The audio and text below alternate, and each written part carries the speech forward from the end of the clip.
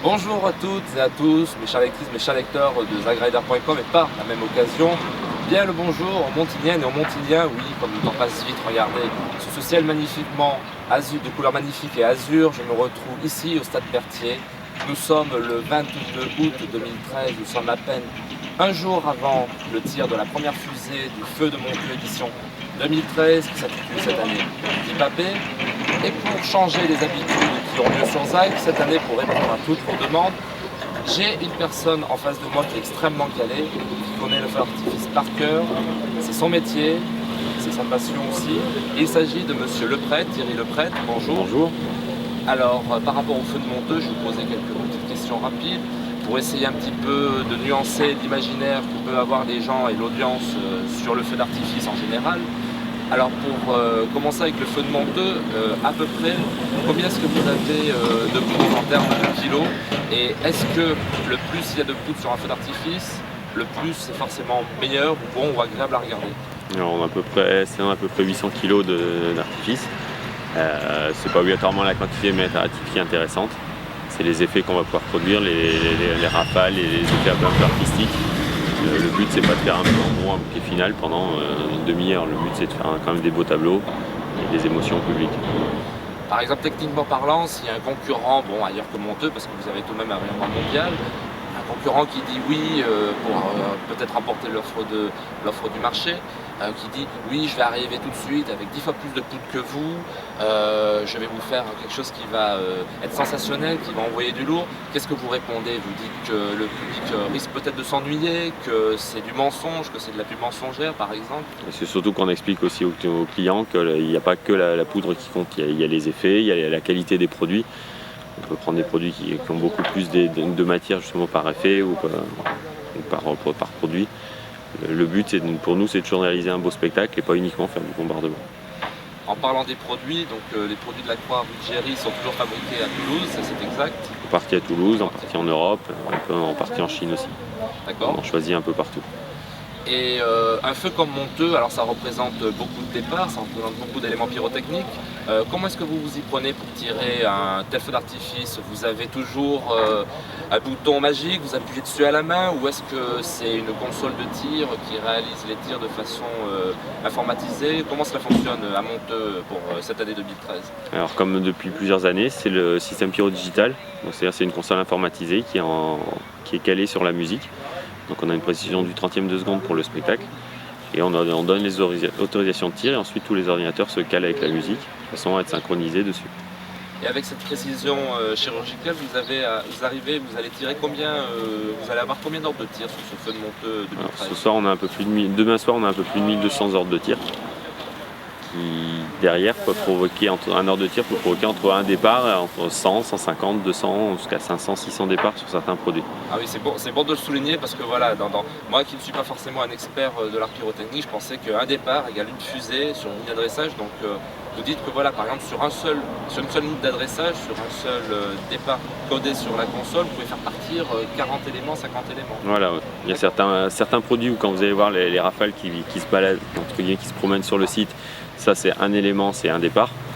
Par contre, il y a certains produits où ce qu'on appelle nous des packs ou des compacts, un départ peut provoquer entre 100 et 500 départs dessus. Comme je viens de le préciser, donc là nous sommes le jeudi. Il vous faut à peu près combien de temps pour monter l'ensemble des éléments artificiels du feu de Monteux avant de bien sûr que le jour J arrive? Voilà, uniquement sur le site, on est arrivé ce matin à 8h et on en a jusqu'à demain, on est 12 personnes. C'est 2 jours de montage pour 12 personnes, sans compter le temps où nos préparatrices sont tout organisées en loge dans nos ateliers, donc où ils ont passé une semaine dessus. On va bien sûr rapidement laisser partir Thierry au travail parce que l'heure tourne et il faut que le feu soit prêt à la date, dans le jour et à l'heure exactement, bien sûr pour demain. Et nous nous retrouvons actuellement ici sur un champ de tir, vous le voyez, pourtant ça n'en a pas l'air, on croirait que c'est un banal stade de foot, gazonné, sans danger. Pourtant vous allez voir demain, ça va être un champ de guerre, on peut presque dire. Et j'ai envie un petit peu de demander à Thierry de savoir, un petit peu de briser, on va dire, pas un tabou, mais une pensée qu'ont les gens envers les artificiers. Les gens pensent que des fois, parfois, vous êtes un petit peu des fous, comme les dessins animés qui s'asseyent sur les fusées.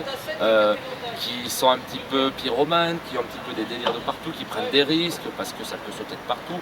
Qu'est-ce que vous avez envie de répondre à ces gens qui n'ont pas forcément les bonnes idées, les bons préconçus sur le métier d'artificier? C'est pas notre but. Notre but, c'est d'être sécuritaire aussi bien pour le public que pour nous. C'est vrai qu'on a des procédures pour installer les spectacles, de façon à ce que tout le monde soit en sécurité, aussi bien pendant les phases de montage que pendant les phases de tir. Et avant de laisser partir Thierry, petite question technique, voilà. En France, il y a bien sûr la législation sur ce qu'on appelle les bombes, donc les gros éléments pyrotechniques qui forment de magnifiques étoiles dans le ciel. Elles sont tirées à base de mortier et on définit toujours, si je ne dis pas de bêtises, la taille d'une bombe au diamètre du mortier, c'est exact. Voilà.